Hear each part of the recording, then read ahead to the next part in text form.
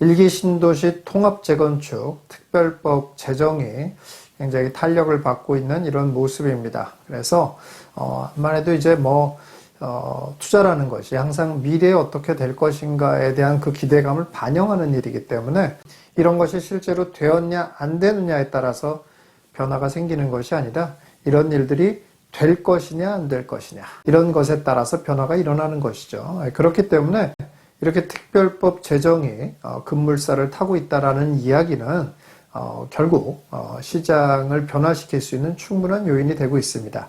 자, 그런데 이런 것을 통해서 제가 이전 영상에서도 누차 많이 얘기했습니다만은 항상 호재라는 것이 그 동네 사람들만 좋아할 정도의 수준일 것이냐 아니면은 정말 이것이 부동산 시장에 큰 영향을 줄 만한 호재이냐 그런 호재의 크기를 구분할 수 있는 그런 능력이 있어야 된다고 얘기를 했었죠. 예. 자, 결론적으로 말씀드리면 이런 일기 신도시 통합 재건축에 대한 이런 이야기들은 굉장히 큰 호재입니다. 그리고 시장에 많은 큰 영향을 줄 수 있는 그런 부분입니다. 그래서 이런 것이 앞으로 시장에 어떤 큰 영향을 줄 것인가에 대해서 한번 생각해 볼 건데요. 한 5가지 정도 여러분들이 체크해야 될 부분이 있습니다. 첫 번째는 이런 일기 신도시 통합 재건축에 대한 얘기는 20년 갈 트렌드다라는 것입니다. 굉장히 중요한 의미죠. 이 20년 가는 트렌드라는 말의 의미를 여러분들이 잘 생각을 하셔야 되는데요. 이제 단적인 예로 이렇게 보시면 돼요.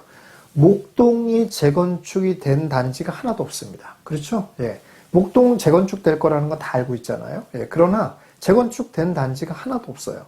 그런데 목동이라는 곳은 재건축된다라는 이야기로 계속 가격이 올라왔습니다. 한 20년 전부터 가격이 계속 올라온 거예요. 이게 트렌드예요. 예. 이렇게 간다라는 얘기예요. 이런 트렌드의 시작이 일기 신도시에서 이제 시작되는 이 시점이 됐고 그런 내용들은 통합 재건축이라는 이름을 달고 진행이 될 거다 이런 얘기예요. 자, 다시 말해서 실제로 재건축이 될지 안 될지는 정확히 알 수가 없다라는 거예요. 그러나 사람들이 믿을 거다라는 겁니다. 예, 그리고 그런 것들이 계속 가시화된다라는 얘기예요. 그리고 실제로도 봐도 이렇게 트렌드가 될 수밖에 없는 게 사실 지금 상황에서 봤을 때 일기 신도시만큼 좋은 자리가 별로 없어요. 그렇잖아요. 예, 그런 상황에서 또 공급을 그렇게 대량으로 할 수 있는 게 없단 말이에요. 그러니까 사실 재건축밖에 답이 없습니다. 예, 그런데 계속 용적률이라든지 이런 부분 때문에 계속 미뤄졌었는데 이런 이제 그런 부분들을 해결하기 위해서 특별법이라는 게, 그러니까 통합재건축 특별법이라는 게 만들어지는 거잖아요. 이런 일들은 어떤 필연에 가깝습니다. 예, 그래서 이런 트렌드들이 20년간은 계속 갈 것이다. 이렇게 여러분들이 보시면 되겠습니다. 자, 두 번째는 이런 재건축은 앞으로 점점 확산될 가능성이 굉장히 큽니다. 자, 여기서 이제 확산이라는 것을 2가지 의미로 또 생각해 볼 필요가 있거든요. 하나는 일기 신도시 내에서 확산이 됩니다. 예, 그러니까 다시 말해서 특정 단지들이 이미 통합 재건축의 가장 선두주자로 나서고 있습니다. 자, 그런데 이런 단지뿐만이 아니라 다른 단지들도 통합 재건축에 대한 움직임들이 계속 일어나게 될 거다 이런 얘기입니다. 물론 이 중에서는 그냥 말만 있다가 그냥 사그러드는 데도 있고 계속 그냥 말만 있고 그냥 아무 진행도 안 되고 이러는 경우도 있고 또 중요한 건 처음에 얘기한 것처럼 이런 움직임들이 결국 대중들에게 얼마나 믿음을 줄 수 있느냐거든요. 예. 이런 믿음을 줄 수 있는 단지들이 모든 단지들이 이렇게 믿음을 줄 수 있는 단지가 되지는 않을 거예요. 그렇기 때문에 이런 곳에서 옥석을 가리는 일들이 있어야 되겠습니다만은 어쨌든 간에 이러한 트렌드는 확산이 된다는 거예요. 단지별로 확산이 된다 이런 얘기예요. 이런 곳에 또 2차, 3차 수혜를 입을 곳은 어딘가를 보는 그런 눈이 필요하다는 거예요. 이게 이제 첫 번째고 또 두 번째는 어떤 거냐면 통합재건축의 흐름은 단지 일기 신도시에만 그치지 않고 다른 도시의 구축 아파트에까지도 영향을 미치게 될 거라는 거예요. 계속 그래서 통합 재건축에 대한 이야기들이 나오는 곳이 앞으로 점점 많아질 것입니다. 그런데 역시 마찬가지로 옥석을 가리는 일이 중요하게 되겠죠. 어쨌든 간에 이런 것은 매우 강한 트렌드이기 때문에 이런 트렌드가 점점 확산이 될 것이다 라고 여러분들이 이해하시면 되겠습니다. 자, 세 번째는 가격은 강보합을 유지한다 입니다.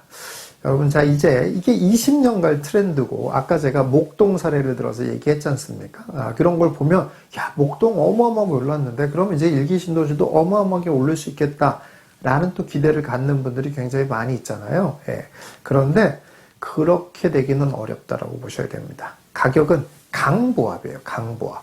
예, 강보합의 말의 의미는 급등은 절대 아니라는 거예요. 그러나 그렇다고 해서 하락은 당연히 아니고, 현상 유지도 아닙니다. 완만하게 상승을 하는 거예요. 완만하게 상승을 하는데, 그냥 완만하게 상승한다는 의미랑은 조금 틀려요, 근데. 예. 어쨌든 결론적으로 완만한 상승 꼴은 보이긴 하나, 어떤 시장의 힘에 있어서는 매도자가 약간 우위에 있는 시장, 이 정도쯤이 유지되는 상황이 된다, 이런 얘기예요. 약간 우위입니다. 강한 우위가 아니라. 이 정도가 만들어지는 것이 강보합입니다. 예를 들어서 가격이 5억이에요. 자, 이런 통합 재건축의 이야기가 나왔어요. 그러니까 5억이 금방 5억 3천, 5억 5천 이렇게 된단 말이에요. 그래서 거래도 됩니다. 자, 그러면 매도자는 어떻습니까? 5억 5천 거래된 거 봤단 말이에요. 그럼 5억 7천, 5억 8천 이렇게 내놓는다, 이런 얘기예요. 그래서 5억 7천, 8천에 거래되고 6억, 6억 5천 이렇게 가면 이제 급등이 되고 이제 상승이 되는 거예요. 자, 그런데 그렇게는 안 된다, 이런 얘기예요. 5억이던 게 5억 5천 정도까지가 거래가 됐습니다. 그리고 매도자는 5억 7천, 8천 내놓고 뭐 6억 내놓은 사람도 있어요. 그런데 그건 거래가 안 돼요. 안 되고 그냥 계속 갑니다. 그러다가 결국 매도자 중에 누가 다시 5억 5천에 내려놓습니다. 그리고 거래가 체결이 됩니다. 이렇게 되는 현상이 강보합이에요. 예. 이렇게 될 가능성이 굉장히 높다, 이런 얘기예요. 자, 네 번째와 다섯 번째는 조금 부정적인 측면인데요. 이런 부정적인 측면도 여러분들이 조금 이해하실 필요가 있는데요. 네 번째는 그래서 리모델링은 상대적으로 굉장히 지지부진해질 것이다 라는 겁니다. 여러분들 생각을 해보세요. 리모델링이라는 건 사실 재건축이 안 되니까 대안으로 만들어진 거거든요. 근데 사실 리모델링은 예전부터도 지지부진했고 했는데, 이런 통합 재건축 얘기까지가 나오게 되면 더 지지부진해질 가능성이 높습니다. 그래서 이미 뭐 리모델링을 추진하고 있는 단지조차도 다시 없고 재건축 추진으로 돌아설 가능성마저도 굉장히 있어 보입니다. 그래서 리모델링에 대한 기대를 많이 했던 단지들이라면은, 그리고 또 그런 거에 기대를 갖고 있으셨던 분들이라면 조금 생각을 바꾸셔야 될 것 같습니다. 이런 리모델링은 이런 이야기가 나면 특히 이제 일기 신도시에서 얘기하는 거예요. 이런 데들은 아마도 방향을 선회할 가능성이 굉장히 높습니다. 그래서 오히려 방향을 선회하고 재건축할 수 있는 여지가 많을 수 있는 단지가 어디인가 라는 걸 여러분들이 보려고 하는 게 좋고, 우린 뭐 리모델링이 좀 많이 진행됐다고 하더라도 우린 계속 리모델링이 잘 될 거야 라는 기대는 조금 안 하시는 게 좋지 않겠나, 이렇게 보여집니다. 자, 마지막 다섯 번째는 재건축이 확산된다는 것에 조금 다른 측면을 봐야 되는 건데요. 일기 신도시 이외의 통합 재건축은 별 의미가 없다라는 부분입니다. 일기 신도시를 제외한 다른 곳의 통합 재건축은 그냥 그야말로 분위기만 달아올랐다가 꺼지는 이런 상황이 될 가능성이 굉장히 높습니다. 이게 왜냐하면은 일기 신도시 재건축도 빨리 진행이 안 될 거거든요. 그리고 이 재건축이라는 것이 어떻게 돈이 되는지에 대한 것을 좀 이해하시면 여러분들이 잘 알 수 있는데요. 아까 목동 사례의 예를 든 것처럼 목동이라는 곳이 재건축이 하나도 진행이 안 됐어도 가격은 굉장히 올랐다고 그랬잖아요. 이런 것처럼 이 재건축이 돈이 되는 부분은 어떻게 되는 거냐면 결국 이러한 믿음이에요, 믿음. 이러한 믿음을, 대중적인 믿음을 획득하느냐 안 하느냐의 문제예요. 근데 이렇게 대중적인 믿음을 획득하느냐 안 하느냐의 문제는 결국 그 지역에 대한 대중들의 선호도가 높냐 낮냐 이런 거에 따라서 좌우되는 거예요, 사실. 다시 말해서 재건축 자체가 빨리 진행될 가능성은 거의 없거든요. 재건축에 무슨 뭐 뚝딱, 아니 일반 분양에서도 입주하는 데까지 3, 4년 걸리잖아요. 그런데 이제 재건축 시작해가지고 입주하는 데까지 몇 년 걸리겠습니까? 굉장히 오래 걸릴 시간이에요. 그렇기 때문에 그 오래 걸린 시간임에도 불구하고 가격을 올리는 건 결국 뭐냐면 믿음이에요, 믿음. 사람들이 이것이 될 거다라는 믿음. 이게 그냥 자연스럽게 무슨 뭐 종교적인 막 믿음같이 이건 돼 이렇게 갖는 게 아니잖아요. 그런 게 아니고 그냥 보이니까 이거 믿어줘. 이거 될 것 같아. 이렇게 되어져야 된다 이런 얘기예요.